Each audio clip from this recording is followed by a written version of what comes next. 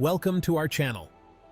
Today, we're diving into 3 terrifying new house horror stories that will make you think twice about moving into a new home. Just imagine, you've finally unpacked those last few boxes. The excitement of a fresh start is in the air, but something sinister lurks beneath the surface. These stories are not for the faint of heart, so prepare to be chilled to the bone. Make sure to like, subscribe, and hit the bell icon for more spine-chilling content. Let's begin. Imagine a beautiful, sprawling Victorian home nestled on a hilltop overlooking a quaint town. This was Hill House, the new home of the Miller family. John and Mary Miller, along with their 2 children, Emily and Ethan, were ecstatic to start a new chapter. Little did they know, a darkness had seeped into the very foundation of their dream home. Whispers in the dead of night, shadows dancing at the edge of their vision. Emily swore she saw a figure peering at her from the hallway, its eyes glowing an eerie red. Ethan's toys would move on their own, their cheerful melodies turning into haunting tunes. John and Mary dismissed it as children's imaginations running wild. But as the days turned into weeks, the occurrences grew more sinister. One evening, as Mary was preparing dinner, she felt an icy breath on her neck. Turning around, she came face to face with an empty room.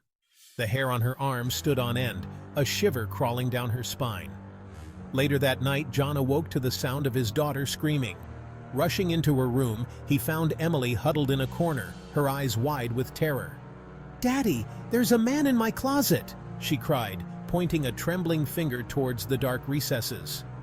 John, heart pounding, threw open the closet door but found nothing. The family tried to maintain a sense of normalcy, but the paranormal activity intensified. Pictures flew off the walls, shattering into 1,000 pieces. Disembodied voices echoed through the halls, whispering their names with chilling malice.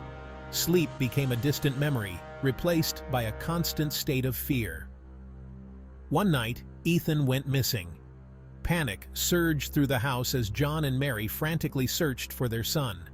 They found him in the attic, staring blankly at a dusty old mirror. "He told me to come here," Ethan whispered, his voice devoid of emotion. John, at his wit's end, decided to contact a paranormal investigator.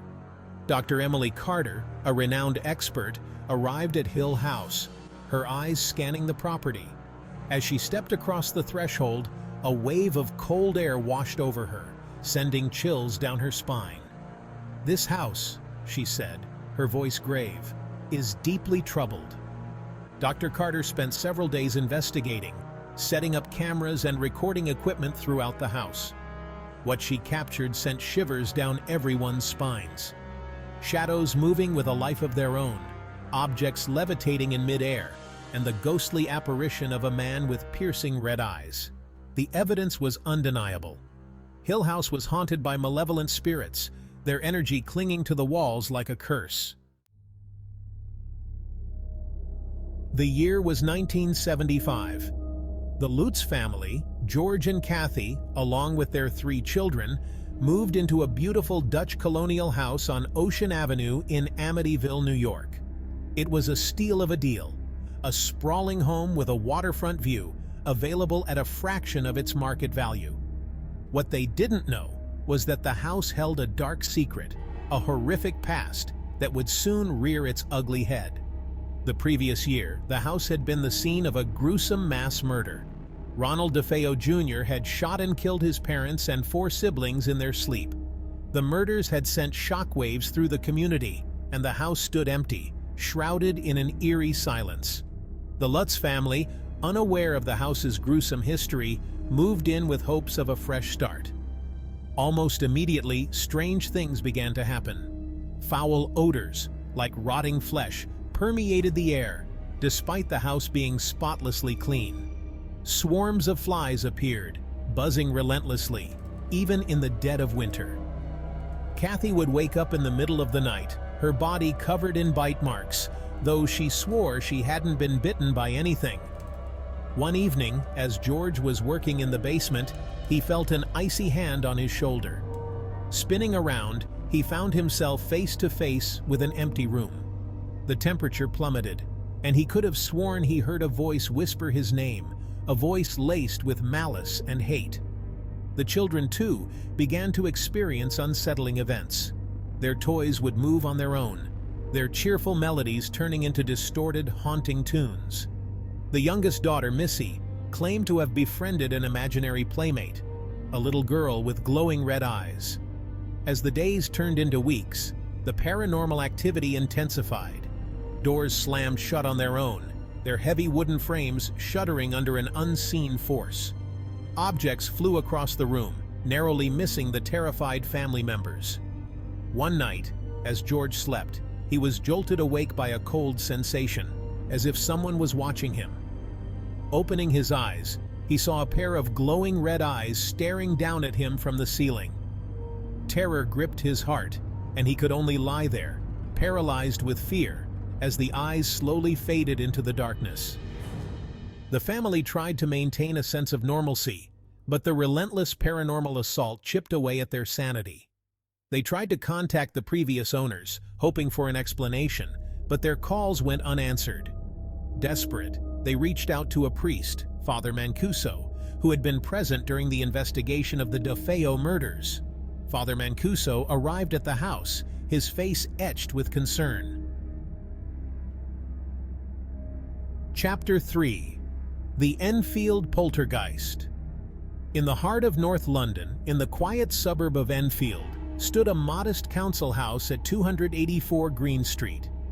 It was here, in the summer of 1977, that one of the most well-documented and terrifying poltergeist cases in history unfolded, forever etching the address into the annals of paranormal investigation. The Hodgson family, Peggy, a single mother, and her 4 children, Margaret, Janet, Johnny, and Billy, became unwilling participants in a terrifying ordeal that would capture the attention of the world. It began subtly, with strange noises in the night, furniture inexplicably moving. Then, 11-year-old Janet, the epicenter of the paranormal activity, began exhibiting strange behavior. She would speak in a deep, gravelly voice, claiming to be a grumpy old man named Bill Wilkins, who had previously died in the house. Janet's personality shifted, becoming aggressive and withdrawn, her eyes taking on a distant, haunted look. As the days turned into weeks, the paranormal activity escalated. Objects flew across the room with alarming force, narrowly missing the terrified family members. Drawers slammed open and shut, their contents spilling onto the floor as if an unseen hand were rummaging through them. Beds shook violently, levitating off the ground as the children screamed in terror. The Enfield Poltergeist, as it came to be known, seemed to revel in the chaos it created, tormenting the Hodgson family relentlessly. News of the haunting spread like wildfire, attracting the attention of paranormal investigators, journalists, and curious onlookers. Among them were Maurice Grosse and Guy Lyon Playfair, 2 experienced paranormal investigators from the Society for Psychical Research. Grosse, a kind and grandfatherly figure, developed a close bond with the children, particularly Janet, who seemed to trust him implicitly. Playfair, a more skeptical investigator, approached the case with caution, determined to uncover any possible hoaxing or trickery. Grosse and Playfair witnessed firsthand the bizarre and unsettling events that plagued the Hodgson family. They documented instances of levitation, objects moving independently, and disembodied voices speaking through Janet. They even captured photographic evidence of Janet levitating in midair, her body contorted at an unnatural angle, her face frozen in a mask of terror. The Enfield Poltergeist case divided public opinion. Some believed the Hodgson family was the victim of a genuine haunting, while others dismissed it as a hoax, accusing the children, particularly Janet, of faking the phenomena for attention. Skeptics pointed to inconsistencies in the evidence and the children's playful demeanor at times as proof of their deception. Thanks for watching. If you enjoyed these horror stories, don't forget to like, comment, and subscribe for more terrifying tales. Remember, the next time you're house hunting, be careful. You never know what secrets might be lurking beneath the surface. Stay safe and sleep tight.